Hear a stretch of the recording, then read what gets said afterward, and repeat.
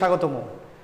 আজকে তোমাদের যে অঙ্কের ক্লাস এর আগে অলরেডি 3টে ভিডিও চলে গেছে, দেখবা গোলক চ্যাপ্টার নিয়ে আলোচনা করেছিলাম এর আগের ভিডিওতে। আমরা সেই গোলকেরই আরেকটা পার্ট, এর আগে কিন্তু অলরেডি 3টে ভিডিও হয়ে গেছে। যারা দেখোনি অবশ্যই দেখবা, আর প্রথম ভিডিওটা অবশ্যই দেখবা, কারণ প্রথম ভিডিওতে আমি তোমাদের সূত্রগুলো নিয়ে আলোচনা করেছিলাম।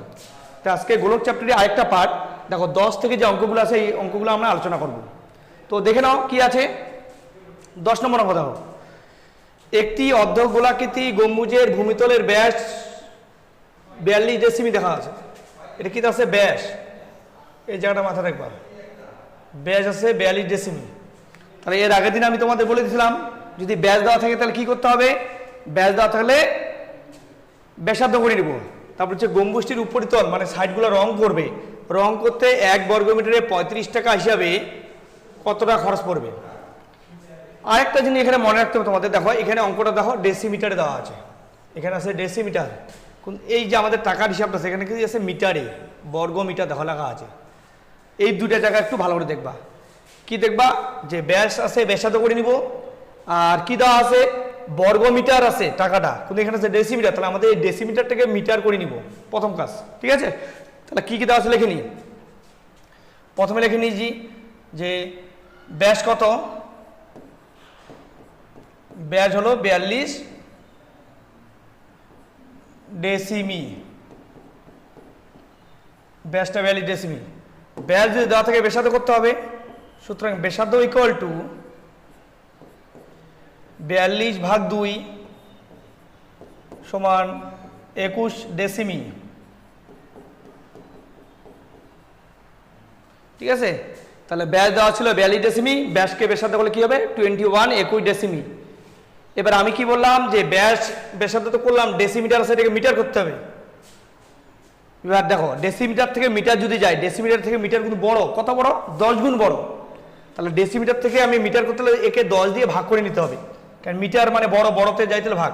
তাহলে এটাকে 10 দিয়ে ভাগ করলে হবে 2.1 মিটার। এই কাজটা আগে করে নিবা।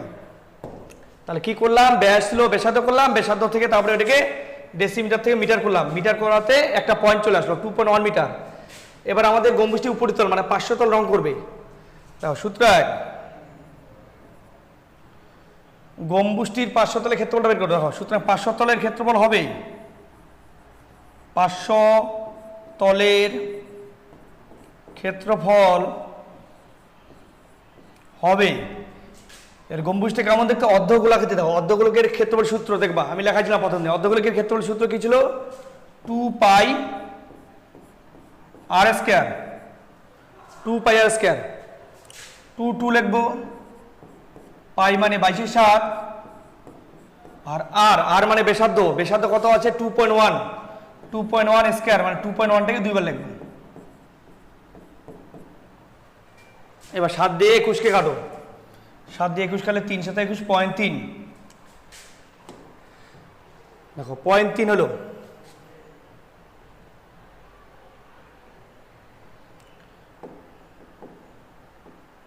তাহলে 0.3 কাটি করলে 0.3 আসলো। এবার এই যে 3, 22, 21 আর 2 গুণ করবো। দেখো 3 আর 21 যদি গুণ করি 3 × 21 = 63 হবে। দেখো রাফে গুণ করে দেখবা, 3 × 21 = 63 আর 2 × 22 = 44, 22 × 44। এটাকে গুণ করে নাও। 22 আর 2 আলাদা করলাম, 22 × 44 আর 3 × 21 = 63। 3 4 আর 12, 2 হাতে 1, 4 4 24 25, 252 ইন্টু 252, 2 7 7 2 27 72, 27 72 আসলো, 27 72। এবার এখানে পয়েন্ট আছে কোথায়? 1 ঘর 2 ঘর আগে পয়েন্ট, এখানে একটা পয়েন্ট দিবা। 27.72 বর্গ মিটার।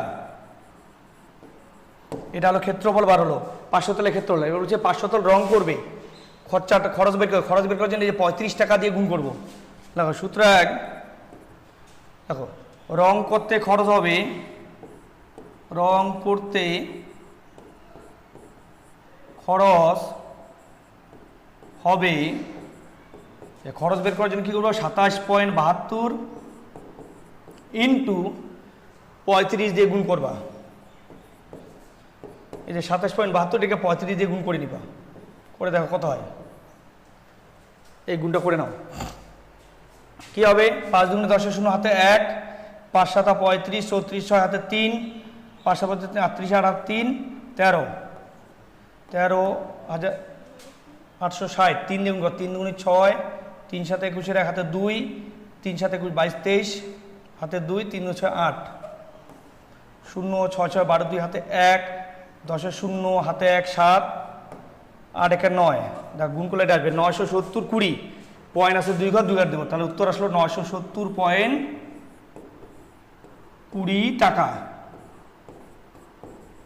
970.20 টাকা, মানে 970 টাকা 20 পয়সা। তাহলে গম্বুজটাকে রং করতে আমাদের খরচ পড়বে কত টাকা? 970 টাকা 20 পয়সা বা 970.20 টাকা, মনে রাখবা। এই হলো উত্তর আমাদের। তাহলে দেখো 10 নম্বর হয়ে গেল। চলো 11 নম্বর দেখি কি আছে। 11 নম্বর দেখো, 11 নম্বরটা দেখো কি বলছে, এখানে দুইটা অঙ্ক দেওয়া আছে, একটু ভালো করে পড়ে নাও। একই ধাতুর পাত থেকে তৈরি দুটি ফাঁপা গোলকের ব্যাসের দৈর্ঘ্য, এটা কিন্তু ব্যাস বলছে, প্রথমেই খেয়াল রাখবা ব্যাস দেওয়া আছে। তার মানে একটা গোলকের ব্যাস দেওয়া আছে, ধাতুর পাত গোলকের 21 সেমি, একটা 17.5 সেমি। তাহলে গোলক দুটি তৈরি করতে যে পরিমাণ ধাতুর পাত লাগে তার অনুপাত, গোলক দুটো তৈরি করতে যতটা পাত লেগেছে মানে ক্ষেত্রফলটা বার করতে বলছে, ওই দুটার মধ্যে অনুপাত করতে বলছে। তাহলে আমরা এখানে দুইটা গোলক আছে, প্রথম গোলক দ্বিতীয় গোলক দেখতে পারি, বা বড় গোলক ছোট গোলক দেখতে পারি, তাই না? তাহলে প্রথমে আগে প্রথম গোলক লিখি। প্রথম গোলকের ব্যাস 21 সেমি। সুতরাং প্রথম গোলকের ব্যাসার্ধ হবে 21/2 সেমি। তাহলে সুতরাং প্রথম গোলকের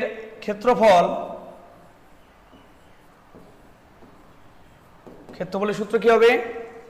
4πr², তাই না? তাহলে 4 × 22/7 ইন্টু আর বলতে 21/2, 2 বার টুকতে হবে, এত বর্গ সেমি। তাহলে প্রথম গোলক হলো, দ্বিতীয় গোলক হলো। প্রথম গোলক করলাম ক্ষেত্রফল, এবার দ্বিতীয় গোলক করবো সেম একইভাবে। দেখো দ্বিতীয় গোলকের ব্যাস 17.5 সেমি।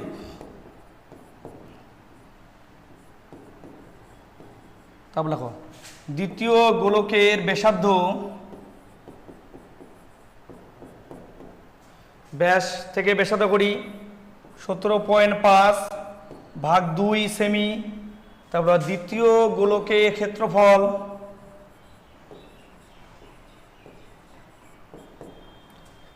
কত হবে দেখো,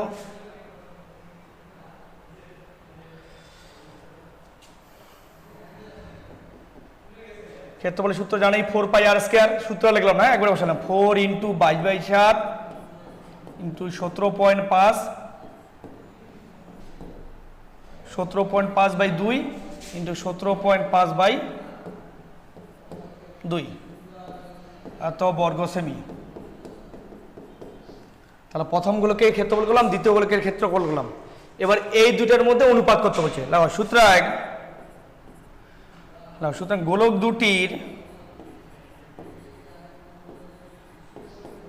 দুটি তৈরি করতে, এটা থেকে লিখবা, দেখো গোলক দুটি তৈরি করতে যে পরিমাণ, এটা লেখো, তৈরি করতে যে পরিমাণ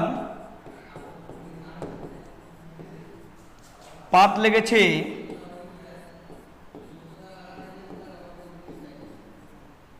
তার ক্ষেত্রফল হবে, তার অনুপাত হবে, দেখো তার ক্ষেত্রফল তো বের করে নিছি, অনুপাত বের করতে বলছে আমাদের। অনুপাত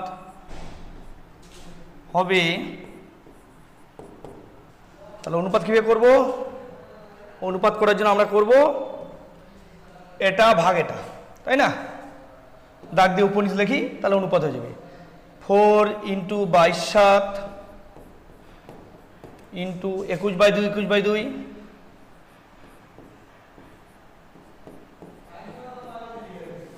আর নিচে 4 × 22/7 17.5/2 ইন্টু 17.5/2। দেখো 4 4 কাটা 22 7 22 7 কাটা, উপরে মিল আছে কাটিয়ে দিলাম, এখানে 2 2 আমি উঠাই দিলাম, মিল আছে 2 2 দুইটা 2 করে উঠাই দিলাম। এবার এটাকে একটু সাজায় গুছিয়ে নিব। দেখো কীভাবে সাজায় গুছিয়ে নিচ্ছি একটু দেখে নাও। কি করব, 21 × 21 লিখলাম উপরে, আর নিচে 17.5 × 17.5 লিখলাম। এবার আমরা পয়েন্টগুলোকে উঠাই নিই, তাই না? পয়েন্ট উঠাতে সুবিধা হবে তোমাদের। এই পয়েন্ট উঠানোর জন্য একটা 10, এই পয়েন্ট উঠানোর জন্য একটা 10, দুইটা 10 হলো। কাটো এবার 5 দিয়ে যদি আমি কাটি, 3 5 15 16 25, 5 5 25, 35 হবে। দেখো 5 দিয়ে কাটলে, আর 5 দিয়ে 10 কাটলে 2, সেম একই 5 2 10, এটা কাটলে 35। ঠিক আছে, আর কি কাটবো, 7 দিয়ে কাটি, 5 7 35, 3 7 21, 5 7 35, 3 7 21, তাহলে কত হলো উত্তর? উত্তর হলো 3 3 9 9 4 লং 36, এখানে উপরে হলো 36 ইস্টু নিচে হলো 25, 5 5 25, এই হলো আমাদের উত্তর। দেখে না উত্তরটা 36:25। তাহলে গোলক দুটি তৈরি করতে যে পরিমাণ পার লেগেছে তার অনুপাত হলো 36:25। বুঝে গেল? দেখে নাও। চলো পরের অঙ্কে 12 নম্বর। 12 নম্বর অঙ্কটা একটু আলাদা টাইপের, দেখো একটু টাফ হবে তোমাদের। দেখো কারণটা এখানে দেখো কোনো সংখ্যা নাই, সেটাকে পুরোটাকে তোমার ধরার ভিত্তিতে করতে বলছে। বলছে একটি ধাতব গোলকের উপরিতল এমনভাবে কেটে নেওয়া হলো যে নতুন গোলকের বক্রতলের ক্ষেত্রফলটা আগের গোলকের ঠিক অর্ধেক হয়। ঠিক আছে, তাহলে একটা ধরে না একটা বড় গোলক ছিল, ধরে না সাপোজ একটা বড় গোলক, এখান থেকে উপরিতল কিছু কাটা হলো, কাটার পর যে নতুন গোলকটা আসলে একটু ছোট হয়ে যাবে। তো এইটি বার করতে বলছে যে নতুন যে গোলকটা আছে এর ক্ষেত্রফলটা, যে নতুন গোলকের বক্রতলের ক্ষেত্রফলটা আগের গোলকের ঠিক অর্ধেক হবে, আগের গোলকটা যা ছিল তার অর্ধেক হবে। এবার আমাদের বলছে কেটে নেওয়া অংশের আয়তনের সঙ্গে অবশিষ্ট গোলকের যেটুকু কাটলাম সেটার সঙ্গে এই যে অবশিষ্ট গোলক মানে যেটা পড়ে আছে তার অনুপাত করতে বলছে। ঠিক আছে, তাহলে আমরা কি করব, আমি ধরে নিচ্ছি প্রথমে গোলকটা যে ছিল এই টোটাল বড় গোলকটার ব্যাসার্ধ ছিল আর ছোট গোলকটার ব্যাসার্ধ আমি ছোট আর ধরলাম, যেটা নতুন গোলক হলো। তাহলে গোলকের ব্যাসার্ধ বড় আর ধরি, আর নতুন গোলকটার ব্যাসার্ধ ছোট আর ধরি। ঠিক আছে, বা R1 R2 ধরা যায়, তোমাদের যেটা সুবিধা হবে। লাগো ধরি গোলকটির ব্যাসার্ধ আর একক, ধরি গোলকটির ব্যাসার্ধ আর একক, এবং নতুন গোলকটির, এবং আরেকটা জিনিস ধরবো, এবং নতুন গোলকটা যে তৈরি হলো কাটার পর নতুন গোলকটির ব্যাসার্ধ ছোট আর একক, আগের গোলকটা বড় আর পরে যে গোলকটা ছোট আর। কি বলছে প্রশ্ন মতে,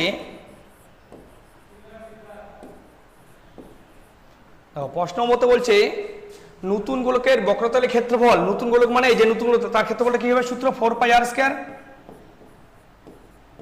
এটা হবে কার, আগের গোলকের ঠিক অর্ধেক। আগের গোলক বলতে এই যে বড় আর, যেটা 4π বড় আর স্কয়ার, এটার অর্ধেক। অর্ধেক মানে নিচে 2 দিলাম, এর দুই পাশে কি কি মিল আছে, 4π কাটিয়ে দিলাম, কাটিয়ে দিয়ে কি থাকলো, বা r², এদিকে r², এদিকে 2। এবার এটাকে আমরা বর্গমূল করে নিতে পারি। ঠিক আছে, বর্গমূল যদি করি কত হবে, এখানে ছোট আর হয়ে যাবে, এখানে বড় আরটা একটা বড় আর আসবে, আর 2 এর বর্গমূল √2 হবে। তারপরে এটা কোনাকুনি গুণ করে নিলাম, এইভাবে রাখতে পারি। দেখো তাহলে আমাদের বড় আর ইকুয়াল টু আর √2, এই মানটা বের হলো। এই মানটাকে আমরা পরে কাজে লাগবো, যে বড় আর ইকুয়াল টু ছোট আর √2। এবার আমাদের কি বার করতে বলছে, যে কেটে নেওয়া অংশের আয়তনের সঙ্গে, যে কেটে নেওয়া অংশটা এটা আয়তনের সঙ্গে অবশিষ্ট গোলক যেটা পড়ে থাকলো, অবশিষ্ট গোলক মানে এটা, আর কেটে নেওয়া অংশ মানে এটা, এই দুটার অনুপাত করতে বলছে। এটার সঙ্গে আমাদের এটার অনুপাত করতে বলছে। তাহলে অবশিষ্ট গোলক বলতে আমাদের কি, নতুন গোলকটা বোঝাচ্ছে, একটু মাথায় রাখবা। অবশিষ্ট মানে যেটা পড়ে আছে, তার মানে নতুন গোলকটা। তাহলে দেখো দেখে নাও,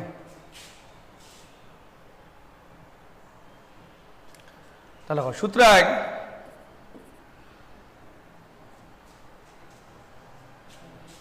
অবশিষ্ট গোলক বা নতুন গোলক লিখতে পারো, অবশিষ্ট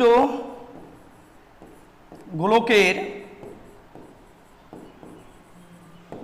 আয়তন,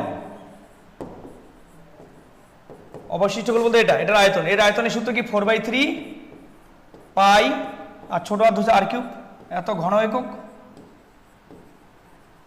এটা তো জানোই অবশিষ্ট গোলকের আয়তন। আর কেটে নেওয়া অংশ, কেটে নেওয়া অংশ এটা দেখো সূত্র 1,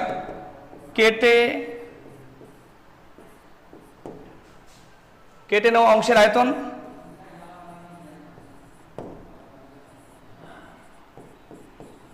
কেটে নেওয়া অংশের আয়তন, কেটে নেওয়া অংশের আয়তন কত হবে?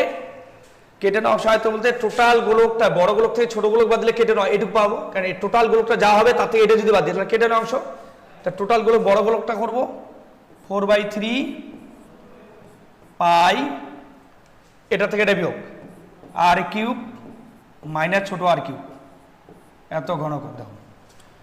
তাহলে নতুন গোলকটা ছিল এটা, আর যেটা কেটে নিয়েছি তার আয়তন হবে টোটালটা থেকে এটা বাদ, ঠিক আছে? এবার এই দুটার মধ্যে অনুপাত হবে, তাহলে এই দুটার সঙ্গে অনুপাত করতে বলছে। সূত্র 1, অনুপাত হবে অনুপাতটা করব কার সঙ্গে? কেটে নেওয়ার সঙ্গে নতুন অবশিষ্ট গোলকটা। তাহলে কেটে নেওয়াটা আগে লিখবো 4/3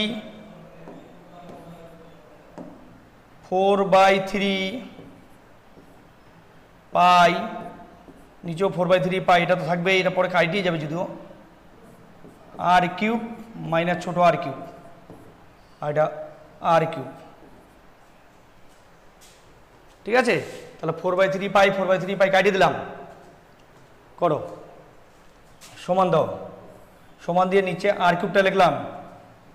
এবার দেখো এই যে বড় আর মানে r√2 লেখা যায়, বড় আরটা জায়গা, বড় আরটাকে পাল্টে নেব, এর জায়গায় r√2 তার কিউব, r√2 লিখে তার কিউব দিব, কেন বড় আর মানে ছোট r√2 তার কিউব মাইনাস ছোট r কিউব, ক্যাটা করলাম, তাহলে সবগুলোই ছোট আর হলো, তাহলে আমাদের যোগ বিয়োগ করতে সুবিধা হবে।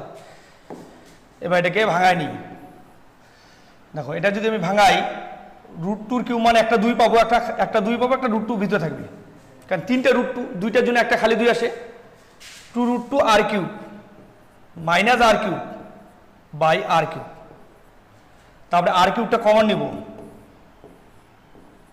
r কিউব যদি কমন কি থাকবে, এখানেও r কিউব কমন নিব, তাহলে 2√2 মাইনাস 1, r কিউব কাটা গেল, তাহলে থাকলো কি নিচে কিছুই নেই, মানে 1 ধরো যায়, তাহলে বলতে পারি 2√2 মাইনাস 1 ইস টু নিচে কোনো মানে 1, এই হলো দুইটার মধ্যে অনুপাত, 2√2 মাইনাস 1 ইস টু 1, দেখে নাও। একটু বুঝে করবে, একটু অঙ্কটা টাফ আছে এটা, ঠিক আছে? তো আজকের ভিডিও এই পর্যন্ত থাকলোই, আশা করি ভিডিওটা ভালো লাগলো, আর যারা এখনও চ্যানেলটি সাবস্ক্রাইব করে অবশ্যই করে নিবে, আর আমাদের চ্যানেলের সঙ্গে জুড়ে থাকবে। এর পরের ভিডিওতে আমরা পরের অঙ্কগুলো আলোচনা করব, এরপরে আমাদের আরও 2টা অঙ্ক বাকি আছে এই চ্যাপ্টারে, ওই 2টা অঙ্ক আলোচনা করব, তারপরে এমসিকিউ আছে, সত্য মিথ্যা, শূন্যস্থান পূরণ, এসএকিউ, এগুলো করে নিব। তো আজকে এই অবধি, ধন্যবাদ।